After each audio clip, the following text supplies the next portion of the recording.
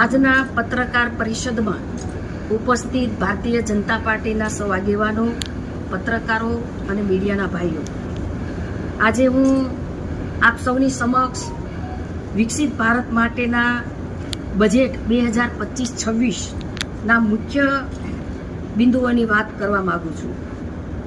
આદરણીય પ્રધાનમંત્રી શ્રી નરેન્દ્રભાઈ મોદી સાહેબના નેતૃત્વમાં અને દીવ, દમણ અને દાદરા નગર હવેલીના પ્રશાસક શ્રી પ્રફુલભાઈ પટેલના નેતૃત્વમાં દમણ વિકાસના પથે છે. આ બજેટ આદરણીય પ્રધાનમંત્રી શ્રી નરેન્દ્રભાઈ મોદી સાહેબના વિકસિત ભારતના સંકલ્પને ગતિ આપશે. આ બજેટ ભારતના 141 કરોડ લોકોના સપનાઓને પૂર્ણ કરવા માટેનું બજેટ પણ છે. આ બજેટ ભારતને મજબૂત, સશક્ત અને આત્મનિર્ભર બનાવવા માટેનું બજેટ છે. આ બજેટ ભારતના ઉભરતા મધ્યમ વર્ગની આકાંક્ષાને પૂરું કરનારું બજેટ છે. માનનીય પ્રધાનમંત્રી શ્રી નરેન્દ્રભાઈ મોદી સાહેબના નેતૃત્વ હેઠળ આ બજેટ ગરીબો, યુવાનો, ખેડૂતો અને મહિલાઓના સશક્તિકરણ, સન્માન અને વિકાસ માટેનું આ બજેટ છે. કોંગ્રેસના કાર્યકાળમાં 2014 પહેલા આપણી અર્થવ્યવસ્થા 10મા સ્થાને હતી અને આજે નરેન્દ્રભાઈના નેતૃત્વમાં ભારતના વિશ્વની ટોપની 5મી અર્થવ્યવસ્થામાં સ્થાન મેળવી ચૂક્યા છે. તે આપણા માટે ગૌરવની વાત છે. માનનીય પ્રધાનમંત્રી શ્રી નરેન્દ્રભાઈ મોદી સાહેબના નેતૃત્વમાં સરકાર ત્રીજા કાર્યકાળમાં 3 ગણી ગતિએ કામ કરી રહી છે. આ બજેટ વિકસિત ભારતના લક્ષ્યને પ્રાપ્ત કરવાની દિશામાં મહત્વનું પગલું છે. શ્રેષ્ઠ રાષ્ટ્રના નિર્માણમાં આપણે પણ સૌ યોગદાન આપીએ એવી શુભકામનાઓ કરું છું. મેડમ, આ જે બજેટ પ્રસ્તુત થયું છે તેમાં સંઘ પ્રદેશ, દાદરા નગર હવેલી અને દમણ દીવ માટે શું વિશેષતાઓ છે? અહીંની કંપનીઝ છે, મચ્છીમારો છે કે અન્ય વ્યવસાયને શું અલગથી લાભ આપવામાં આવશે? માનનીય વડાપ્રધાન શ્રી નરેન્દ્રભાઈ મોદી સાહેબના નેતૃત્વમાં સૌનો સાથ, સૌનો વિકાસના મંત્રને લઈ દરેક વર્ગનો વિકાસ થાય એ પ્રકારે અમારી સરકાર કામ કરી રહી છે.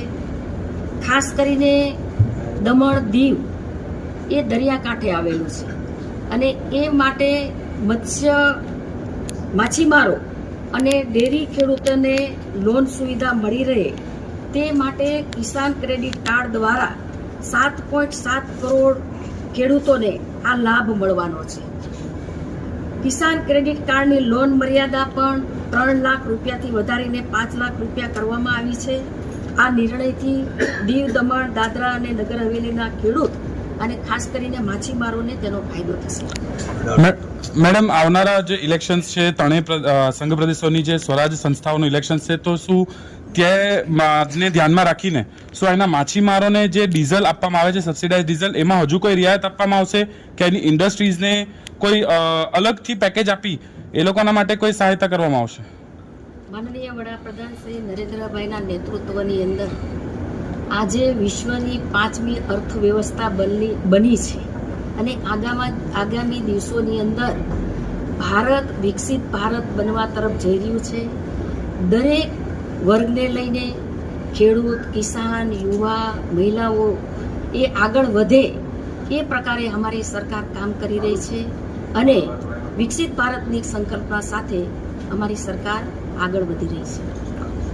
संघ राज्य क्षेत्र में बजट के बारे में बात करना, यहाँ आना, ये मेरे सौभाग्य की बात है.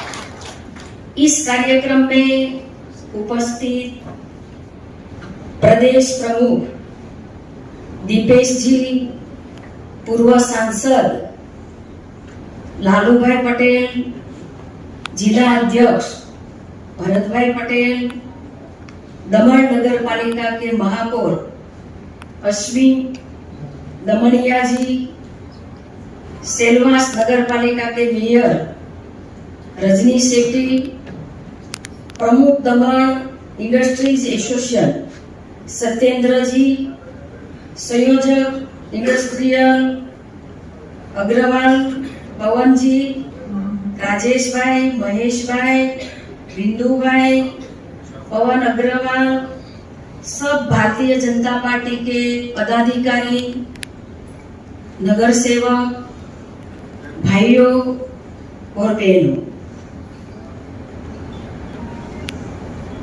દમણમાં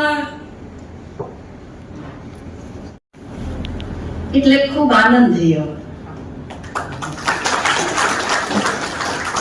2 દિવસ પહેલા મેઘાલય હતી, મણિપુર, અરુણાચલ, અસમ, કર્ણાટક, તેલંગાણા આ બધામાં પ્રવાસ કર્યો છે. અનેક રાજ્યોમાં એસ્પિરેશનલ ડિસ્ટ્રિક્ટને હિસાબે કંઈક ને કંઈક જવાનું થાય છે. ભારત અનેકતામાં એકતા, વિવિધતામાં એકતા એના દર્શન કરવાનો બહુ જલ્દી મોકો મળ્યો. પણ આપ સૌને મળી ખૂબ આનંદ થયો.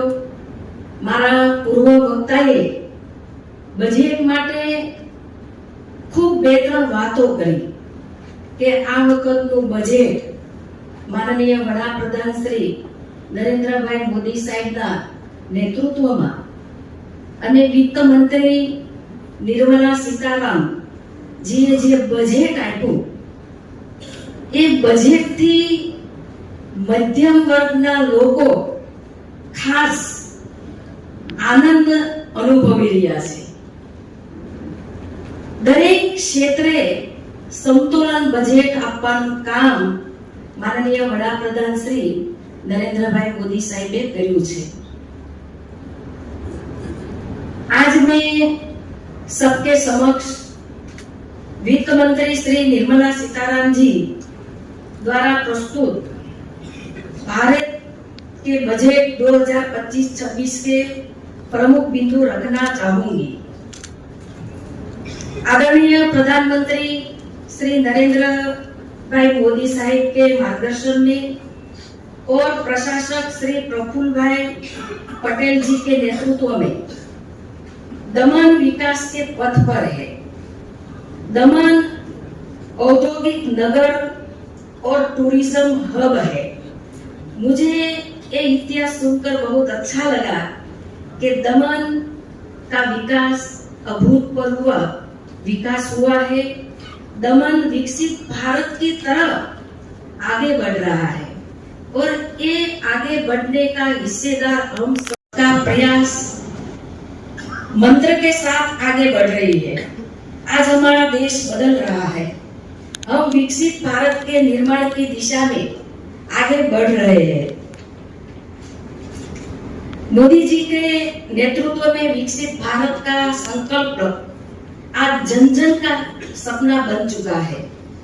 ये बजट आदरणीय प्रधानमंत्री नरेंद्र मोदी जी के विकसित भारत के संकल्पों को गति देने वाला बजट है. ये बजट भारत के 141 करोड़ जनता के सपनों को पूरा करने का भी बजट है. ये भारत को सशक्त, स्वाभिमानी और आत्मनिर्भर बनाने का बजट है. ये बजट भारत के उभरते मध्यम वर्ग के विकास को शक्ति प्रदान करता है. आदरणीय प्रधानमंत्री युवा, किसान और नारी शक्ति के सशक्तिकरण करने, उनका सम्मान और विकास करने वाला ये बजट है. भाइयों और बहनों, कांग्रेस के कार्यकाल की बात करें तो 2014 से पहले हमारी इकोनॉमी 10वें स्थान पर थी. आज भारत विश्व की टॉप 5 इकोनॉमी में पहुंच चुका है और हम तीसरी सबसे बड़ी अर्थव्यवस्था की तरफ आगे बढ़ रहे हैं. ये हमारे लिए सौभाग्य की बात है. हमारी सरकार ने गरीबों से झूठे वादे नहीं किए हैं. बल्कि उन्हें वास्तविक विकास और समृद्धि प्रदान की है। हमारी सरकार ने कोरोना के विकट समय में 80 करोड़ लोगों को विना मूल्य अनाज दिया है और ये योजना 2019 तक जारी रहेगी। दीव दमन दादरा नगर हवेली में मत्स्य पालन को बढ़ावा मिलेगा। आदरणीय प्रधानमंत्री जी ने कहा है कि भारत के युवाओं की सोच का विस्तार आसमान से भी ऊंचा है। मोदी सरकार ने युवाओं की आकांक्षाओं को हमेशा प्राथमिकता दी है। भारत के युवाओं को विश्व स्तरीय शिक्षा दे के सशक्त बनाने के लिए सरकार लगातार प्रयासरत है। बजट में घोषणा की गई है कि आगामी 5 वर्ष में मेडिकल शिक्षा में 75,000 नई सीटें जोड़ी जाएंगी, जिनमें से 10,000 इस साल जोड़ी जाएंगी। 2014 के बाद आरंभ किए गए 5 IIT में 6,500 नई सीटें बढ़ाई जाएंगी और पटना IIT का विस्तार किया जाएगा। देश की युवा शक्ति को मजबूत करने की यह पहल से दमन के युवा को उन्नत कौशल्य प्रदान होगा और रोजगार की नई तक का निर्माण होगा। हमारी सरकार ने समाज के हर छोटे और बड़े वर्ग का जीवन स्तर ऊपर लाने के लिए अनेक योजनाएं लागू की है। शहरी मजदूरों की लोन लिमिट बढ़कर 30,000 रुपए की गई है। इस योजना से 68 लाख से अधिक स्ट्रीट वेंडर को फायदा मिलेगा। प्रधानमंत्री नरेंद्र मोदी जी के नेतृत्व में हमारी सरकार ने देश भर में ऑनलाइन प्लेटफॉर्म पर काम कर रहे 1 करोड़ से अधिक गिग वर्कर्स की जरूरतों को पहचाना है। इस श्रमिकों को सामाजिक पहचान देने के लिए उन्हें पहचान पत्र जारी किए जाएंगे और ई श्रम पोर्टल पर रजिस्टर किया जाएगा। सूक्ष्म उद्योग के लिए 5 लाख रुपए की लिमिट वाले क्रेडिट कार्ड जारी किए गए हैं। पहले वर्ष में 10 लाख कार्ड जारी किए जाएंगे। इससे लघु उद्योग को आसानी से लोन मिलेगी। MSME के लिए लोन गारंटी कवर 5 करोड़ से बढ़ाकर 10 करोड़ किया गया है। भाई और बहनों यहाँ बैठे हुए हैं, ये MSME का जो निर्णय लिया है ये हमको आगे ले जाने के लिए बहुत योगदान देगा। आदरणीय प्रधानमंत्री श्री नरेंद्र मोदी जी के नेतृत्व में इस बजट में भारतीय खिलौना उद्योग को पुनर्जीवित करने पर जोर दिया है। भारत को खिलौना उत्पादन में वैश्विक हब बनाने का लक्ष्य है। भारतीय फुटवेयर और लेदर उद्योग सहायता के लिए नई योजना बनाई गई है। इस योजना से 22 लाख से अधिक लोगों को रोजगार मिलने की संभावना है। स्टार्टअप की बात करें तो 2016 में भारत में स्टार्टअप की संख्या 500 थी। आज 2024 में स्टार्टअप की संख्या 1.5 लाख से भी अधिक है। स्टार्टअप से हमारा युवाओं का नया विचार और रोजगार का सृजन हुआ है। स्टार्टअप को बढ़ावा देने के लिए क्रेडिट गारंटी की सीमा 10 करोड़ से बढ़ाकर 20 करोड़ रुपया कर दी गई है। बजट में टूरिज्म क्षेत्रों को बढ़ावा देने के लिए 50 प्रमुख स्थलों को विश्व स्तरीय सुविधा से विकसित किया जाएगा।